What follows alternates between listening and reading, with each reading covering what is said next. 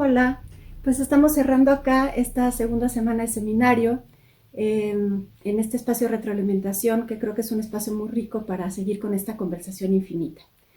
Y bueno, el día de hoy quiero empezar con un agradecimiento porque creo que pocas veces tenemos la oportunidad, de hecho es como un privilegio casi único, no recuerdo yo al menos una experiencia similar, de poder compartir, de escuchar los ecos y las reverberaciones justo que produce lo que uno escribe.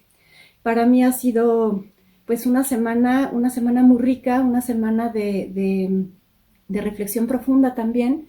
Creo que eso pocas veces tenemos oportunidad, no sé, cuando uno escribe, escribe sin saber y sin tener muchas veces de vuelta, ¿no? ¿Qué pasó con esa piedrita que uno lanza del otro lado del río? Y bueno, para mí esta semana ha sido de una riqueza enorme poder leer los comentarios, las opiniones que ha suscitado el texto de El espectador ante la liminalidad de la experiencia teatral, que por cierto es un texto que está publicado en Poéticas de Liminalidad en el Teatro 2, este libro de Perú, al que fui invitada a colaborar por Jorge Dubati, y que entonces presenta una versión de lo que fue un ensayo un poco más largo, que todavía está en una suerte de limbo de esta condición de en prensa, que será publicado eventualmente en México y en España, ojalá.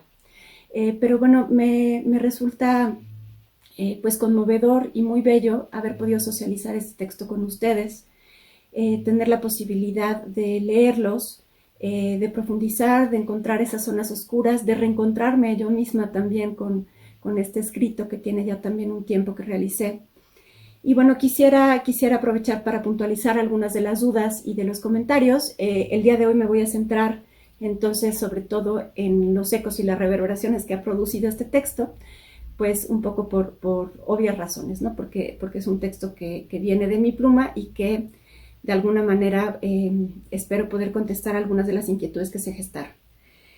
Y bueno, la primera cosa que quisiera decir es que la epistemología de eco, resonancia y reverberación es una epistemología que fue construida en el marco de mi investigación doctoral por necesidades muy, muy concretas de los objetos de estudio con los que estaba yo trabajando. Contesto un poco a la pregunta que Guillermo Riegelhaupt, espero haber dicho bien el apellido, me hacía respecto a la imagen, a por qué aparece tanto en el texto la noción de imagen y también a desde qué lugar la estoy concibiendo. Y bueno, creo que esto es fundamental para entender un poco de dónde están partiendo estas reflexiones. Quisiera empezar puntualizando que yo de formación, digamos, en el proceso del posgrado, ¿sí? Soy historiadora del arte, tanto de la maestría como del doctorado. Entonces, bueno, una de las problemáticas importantes para los historiadores del arte es justamente el tema de la imagen. Para mí, el universo con el que estaba yo tejiendo y construyendo en ese momento, y bueno, voy un poco a esto para que se entienda también de dónde vino la necesidad. Para mí, sobre todo las categorías, las epistemologías, un poco como lo comentábamos la vez pasada, creo que deben surgir de problemas concretos de investigación, de problemáticas y de la naturaleza de nuestros objetos que de pronto nos empiezan a exigir otros modos de pensar, de mirar y de nombrar. Este fue el caso de la forma en la que surgieron estas reflexiones. A mí lo que me sucedía es que tenía yo, por un lado, un universo muy complejo que no nada más estaba, digamos, constituido por la enunciación de las artes escénicas. De hecho, estaba yo trabajando con una película de Carlos Saura, un cortometraje de Ricard Carbonell y una performance teatro-ópera de Jesús A. Rodríguez, que en los tres casos son obras que están vinculadas a el Don Giovanni de Mozart.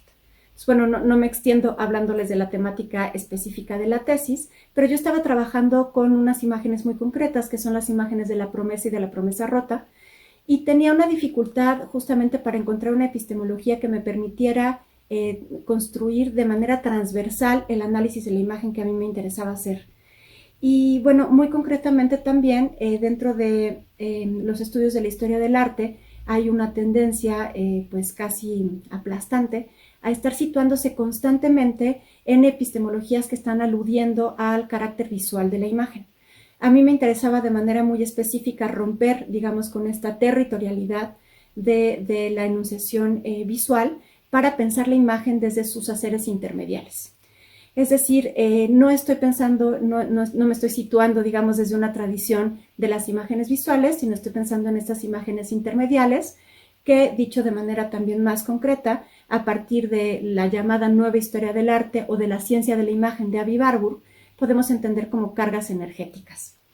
De tal manera que me interesa mucho apuntalar esto porque cuando yo estoy refiriéndome a imagen en el texto, no estoy pensando ni imagen visual, como estamos acostumbrados muchas veces a pensarla, ni tampoco estoy pensando en términos de imagen como soporte. Es decir, esta distinción que, por ejemplo, Mitchell traza entre la diferencia de picture y image, pensando como picture aquello que es el soporte de la imagen y image aquello que está más allá del soporte de la imagen.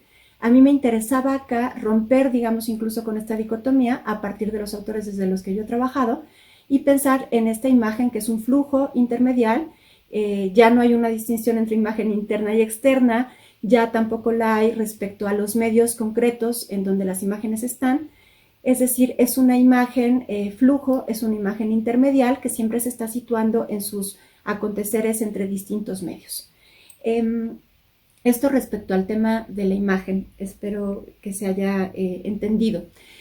Por otro lado, me interesaba trabajar de manera muy concreta también justamente en cómo estas intermedialidades, estos flujos, no desde una lógica de centro, sino desde una lógica de red, que es desde donde se sitúan los estudios intermediales, desde el paradigma del que yo trabajo, me interesaba mucho que esta noción de archivo fuera una noción de archivo que no estuviera describiendo lo que naturalmente describe el archivo o palabras como documento y fuente.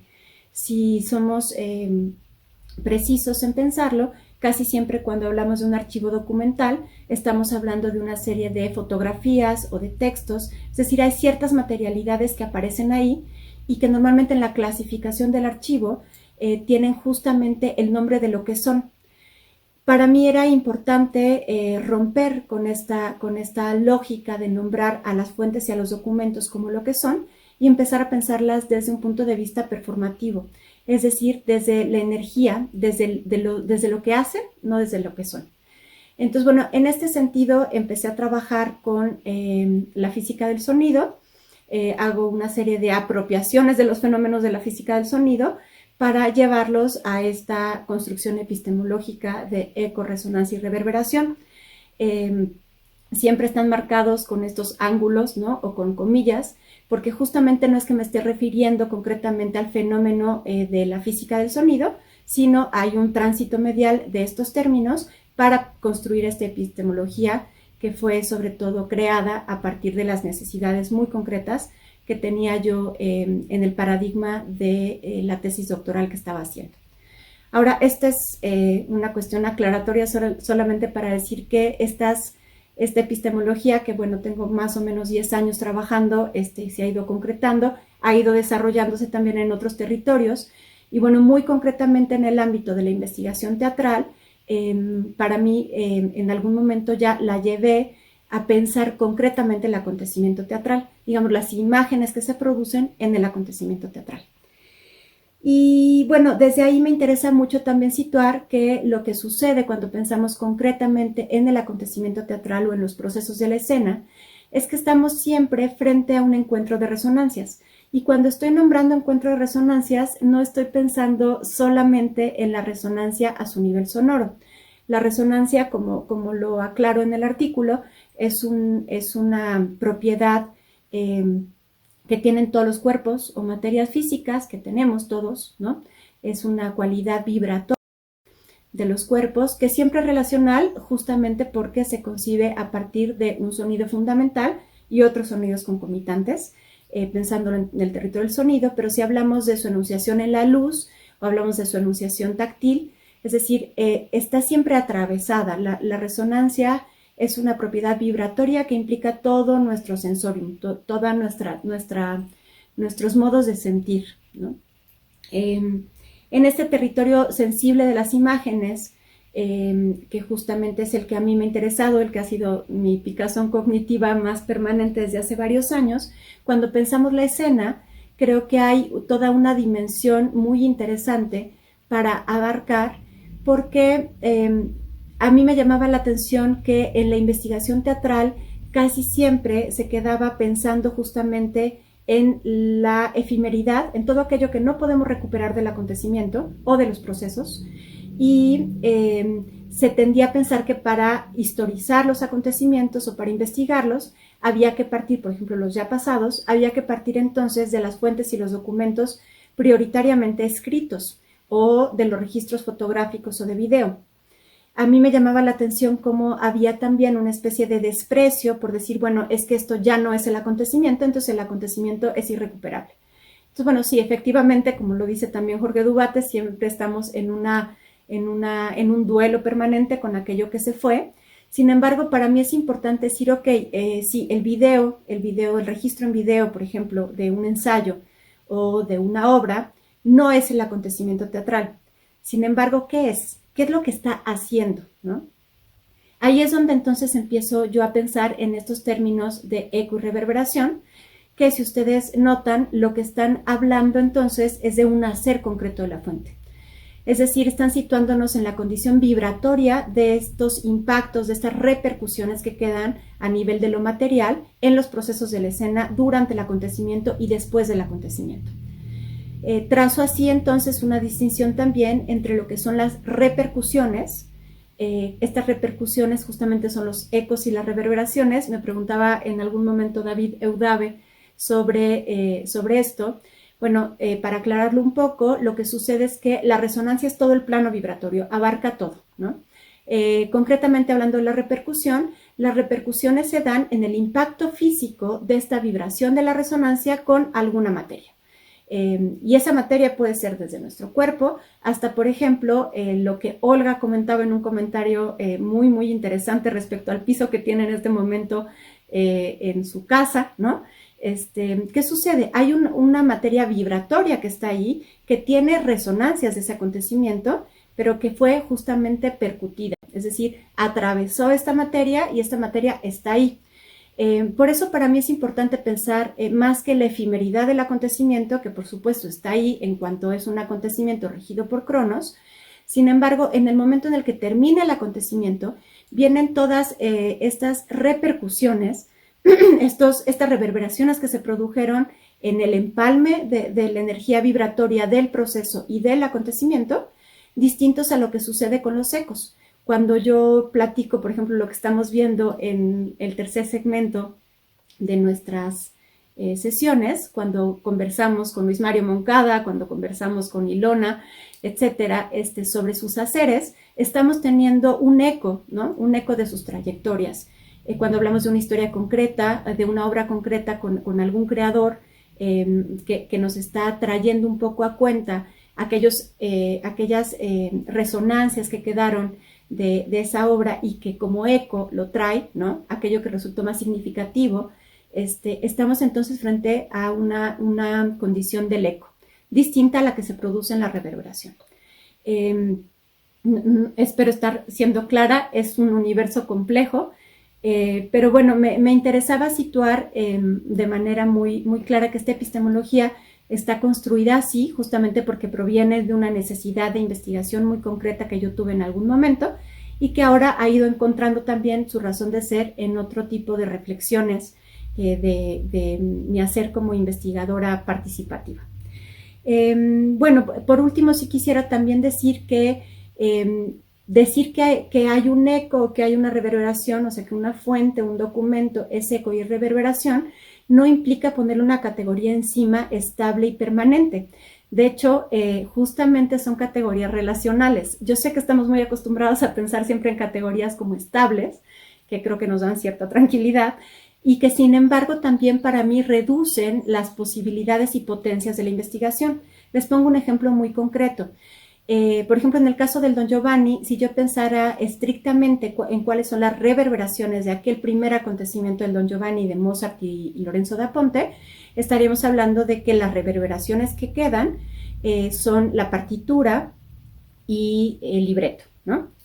Y podríamos decir que, por ejemplo, cualquier representación de Don Giovanni es entonces un eco con respecto a la primera representación de Don Giovanni que hicieron Mozart y Da Ponte, ¿no? Sin embargo, si yo pienso la Donna Giovanni de Jesús A. Rodríguez en relación al acontecimiento de Mozart, efectivamente está en una relación de eco. Pero si yo pienso en sí mismo el acontecimiento de Jesús A. Rodríguez de la Donna Giovanni, hay todo un universo de ecos y reverberaciones que se producen y deja de verse como un eco.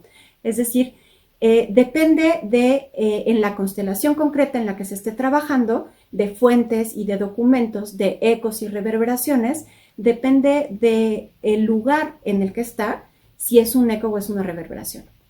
Yo sé que esto suena muy complejo, pero lo único que quería era asentar que no son categorías estables que podamos simplemente ponerle a las fuentes y a los documentos.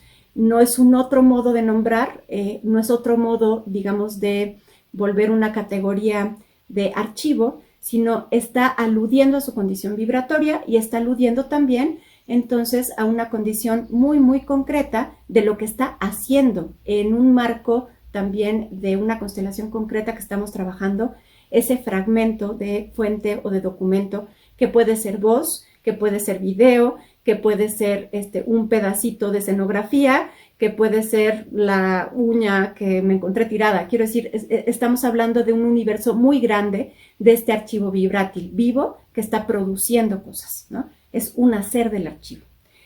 Bueno, paso a la segunda parte, porque creo que ya de hecho me extendí un poco respecto a eco, resonancia y reverberación, y les platico un poco de algunas de las cuestiones respecto a la noción de respectador.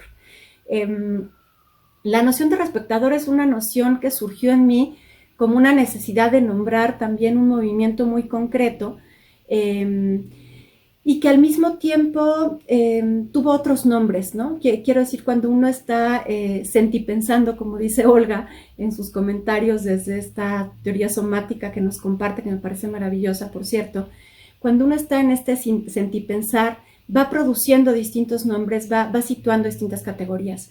Para mí llegar a la enunciación de respectador fue pues eso, un trayecto, y un trayecto que tiene todo que ver, digamos, con una serie de reflexiones que se fueron sedimentando a través de estos años, que muchas de ellas tienen que ver con mi hacer como docente, otras tantas como investigadora y otras muchas también con mis planteamientos éticos, políticos como mujer en este país, México, como mujer mexicana, madre de 3 hijos, y pues eso, para mí era importante decir que esta categoría del respectador proviene también de un vínculo estrecho con pues reflexiones que se han ido sedimentando a través de muchos años. Esta cuestión del Denkraum, que proviene justamente del universo de nociones riquísimas que nos ofrece el pensamiento de Avi Warburg y que sería imposible dar cuenta en este momento de ellas. Esta noción de Denkraum efectivamente está implicando una distancia crítica, una distancia reflexiva, y mucho de este respectador proviene de mi propia necesidad de encontrar espacios de reflexión, de encontrar espacios de silencio, pero no bajo esta idea también romántica de lo que implica el silencio, ¿no? Me preguntaba en algún momento Damaris Dissner si podía yo, por ejemplo, plantear alguna guía de cuáles serían los haceres del respectador. Pues yo diría que es imposible pensar en una guía porque tiene que ver con la vivencia específica de cada uno de nosotros. Es decir, para mí la producción del respectador tiene que ver con un movimiento. Y paso también a otra de las inquietudes que fue recurrente en sus comentarios, que tiene que ver con esta diferencia entre espectador y respectador. Quisiera empezar puntualizando que no hay como tal una diferencia entre espectador y respectador. Yo no estoy nombrando un sujeto a una sujeta específica, ¿no? No estoy planteando la idea, no es como un día amanecemos y yo ya soy respectadora, ¿no? Así como somos espectadores de muchas formas y desde muchos lugares, la idea de la respectación está planteando un movimiento, una facultad. Y en esta facultad y en este movimiento, una de las cosas que sucede, que me parece que es muy importante, es que implica siempre justamente una toma de distancia. Pero esta toma de distancia un mirar de nuevo, un mirar distanciado, puede hacer muchas cosas. Es decir, este mirar distanciado quizá de pronto puede estar aludiendo a estar ejercitando un descentramiento de una idea que tenemos muy fija, ¿no? Es decir, bueno, yo pienso, por ejemplo, que todo el teatro posdramático es un teatro que no es digno de mi atención, ¿no? Ahí yo diría, bueno, una invitación a ser respectador, es decir, voy a dejar de pensar en estas categorías fijas como algo estable y voy a acercarme a la escena sin estos prejuicios, sin estas categorías o sin, por ejemplo, decir todo el teatro de Villarreal es así, toda la escena de cierta dramaturga o cierto dramaturgo implica esto. Es decir, implica para mí este respectare un hacer permanente y un hacer que tiene que ver con una descentralización del pensamiento de manera constante, de estos prejuicios que tenemos, sí, pero también, digamos, de estos lugares cómodos que de pronto no nos permiten crecer, ¿no? Diría yo que sí está muy vinculado para mí a esta idea de hospitalidad que planteaba yo, esta hospitalidad que no es una hospitalidad solamente generosa, implica una apertura de generosidad, pero implica también recibir a lo otro que me puede resultar incómodo, que no sé en dónde acomodar, pero que justamente porque no sé de dónde acomodar tiene una potencia enorme para convertirme en respetador de esa circunstancia, ¿no? Entonces, bueno, ¿qué es ser respetador? Pues lo que para cada quien implique, ¿no? No estoy aludiendo acá entonces a una cuestión concreta respecto, por ejemplo, a lo que pienso o siento que los espectadores tendrían o deberían de ser. De hecho, para mí la idea de respectación, la primera cosa que hace es alejarse de la idea de que la escena tiene o debe de hacer algo, ¿no? Esa para mí sería un primer movimiento, ¿no? Dejar de pensar que la idea tiene o debe hacer alguna cosa. Ciertamente sí, lo que estoy planteando es que entonces es una facultad y es una facultad que no está vinculada solamente a lo que tradicionalmente entendemos como espectadores, es decir, el público, sino es una facultad que está vinculada, igual que como todos somos espectadores, todos podemos ser respectadores. Es decir, desde mi hacer docente, ¿cuáles serían estos movimientos para producir una respectación? Desde mi hacer cotidiano, ¿cuáles serían estos movimientos para producir la respectación? Y bueno, concretamente hablando de los procesos de la escena y de los acontecimientos de la escena, para mí tiene que ver entonces con un plantearse de manera muy constante esta pregunta, ¿no? Es más, yo diría, cuando llega una solución muy rápida de algo, de una idea, lo primero que hago es ponerla un poco en duda, en cuestión, preguntármelo de nuevo, mirar de nuevo ese lugar que estoy eligiendo para situarme. Implica entonces, sí, como lo decía también Olga, efectivamente es una cuestión transversal de una cuestión ética y política que desde hace tiempo yo me planteo de manera constante en mis distintos haceres de la vida y que no tiene que ver con una temática concreta, sino para mí justamente el respectador es aquel que se está preguntando de manera constante sobre esta ética, sobre su mirada política del mundo, pero no desde un sitio en el que tenga que darle cuentas a un deber ser, es decir, está alejado del plano de lo moral.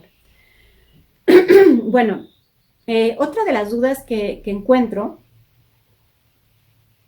que me parece interesante, y me parece interesante porque creo que efectivamente releía este texto y no queda tan claro, entonces les agradezco mucho que me hayan planteado esta pregunta, es qué relación tiene esta noción de respectador con el espectador emancipado de Rancière. En realidad, poca, mucha en unos sentidos, pero poca en otros. En realidad me interesa la noción de Rancière de espectador emancipado, pero no pensando, digamos, en el espectador concreto, que es aquel que especta el teatro, ¿no? Digamos, desde esta categoría que está pensando la Rancière. A mí, sobre todo, me interesa traer a Rancière un poco a esta conversación del respectador por la idea que tiene de huir de las lógicas embrutecedoras. Es decir, me interesa la idea de igualdad de inteligencias, pero sobre todo yo le agregaría esta igualdad de conciencia del sensorium, es decir, de la caja de resonancia propia y de los otros. Entender que la caja de resonancia del director o de los actores tiene una serie de niveles muy profundos, tanto como las tienen aquellos que tradicionalmente llamamos espectadores. Es decir, la escena es un encuentro de resonancias en donde estamos en una igualdad frente a ese acontecimiento, frente a esta producción de ecos y de reverberaciones que está ahí produciéndose y que no poseemos, digamos, un control sobre ellas.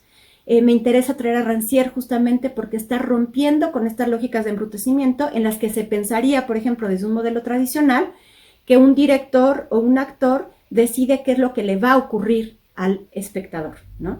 En realidad, nunca poseemos eso. La caja de resonancia está ahí y está produciendo cada vez distintos modos de sentir. Y tiene que ver esto con las biografías sensoriales muy concretas, con los modos de sentir o con las comunidades sensoriales que se van generando también. En ese sentido, me interesa mucho entonces plantearlo a partir de lo que dice también Judith Butler. Butler dice que no somos soberanos sobre el lenguaje, pero sí responsables de su repetición. Para mí esta es una de las frases que está en su texto de Lenguaje, Poder e Identidad, que desde el campo de los estudios performativos podemos traer también aquí para pensar en esto. Es decir, no hay una soberanía sobre los lenguajes de la escena, sobre aquello que ocurre en el cuerpo de los actores, de los técnicos, de todos los que estamos en el convivio teatral. Pero sí hay una responsabilidad en esta repetición. Hay una responsabilidad en la creación de imágenes concretas.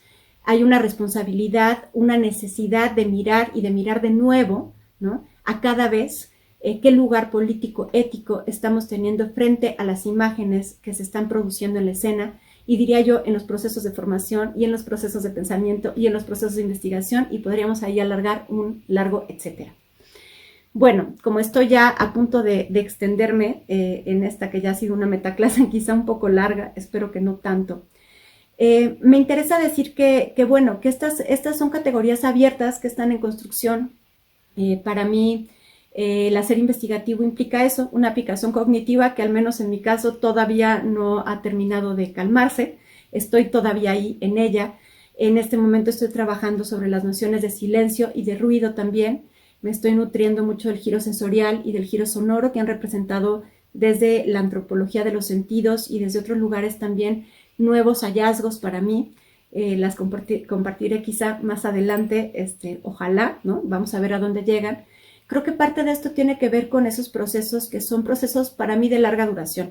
Siempre he admirado a aquellas personas que pueden de pronto, de manera muy sintética, llegar a ciertos sitios. Yo soy de procesos muy largos. Estas son categorías que se han venido gestando, como les decía yo, desde hace pues por lo menos unos 10 años de manera pues consciente, desde mucho trabajo, pero que al mismo tiempo también las considero todavía abiertas. Entonces, bueno, estoy muy contenta de poder leer también estos sitios, ¿no? Me enriquecía muchísimo leer algunos comentarios que planteaban, por ejemplo, resonaba por ahí Artaud, ¿no? Claudia Castellucci, Grotowski, el Teatro de las Fuentes, que Elka traía a colación, que me parece fantástico porque tiene todo que ver justamente. En fin, creo que trajeron toda una constelación que yo agradezco mucho para seguir también sentipensando estas categorías. Y bueno, quisiera cerrar nada más con un comentario respecto a esta idea también de Dengram, que surgió de manera constante, de cómo en este momento con la pandemia estamos teniendo un Dengram de alguna manera obligado.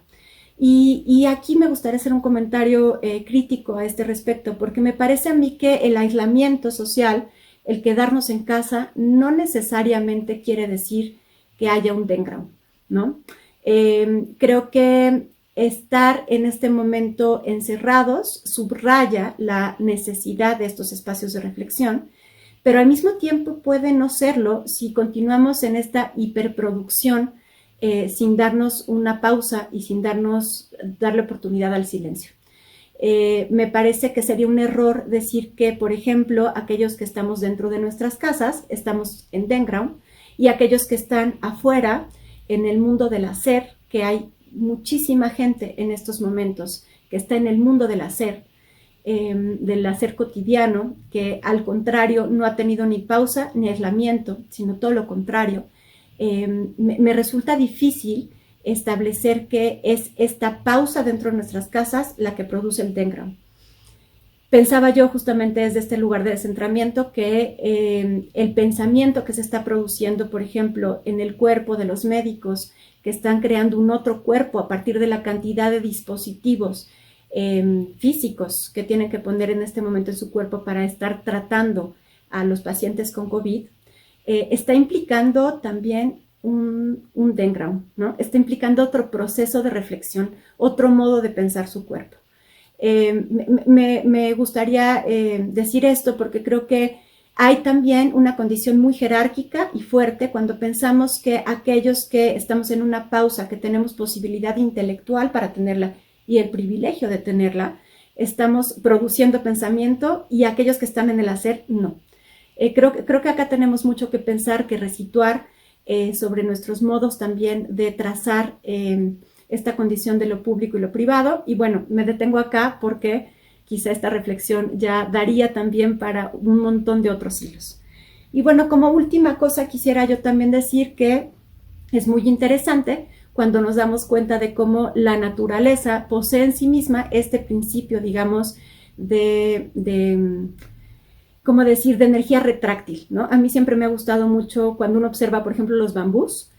Tenemos estos nudos que hablan justamente de un momento en el que se concentra la energía, ¿no? Se concentra, digamos, en tener la energía suficiente para dar el siguiente estirón de crecimiento. Me gusta mucho pensarlo también a partir de la idea de la espiral, de esta espiral que si pensamos en una sección áurea tiene pues estas 3 secciones que tiene la espiral, que tiene la línea áurea y que requieren siempre que haya un movimiento retráctil para alcanzar el impulso de tener las otras 2 secciones, ¿no?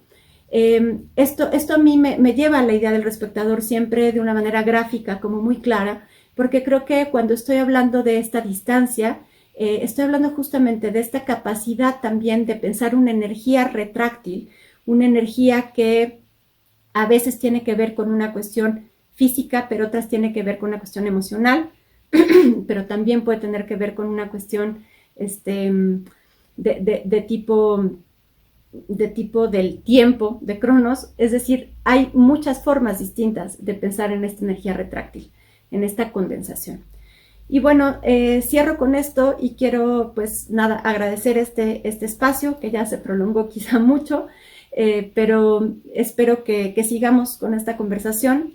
La semana que viene vamos a poder asentar también desde otra riqueza de textos.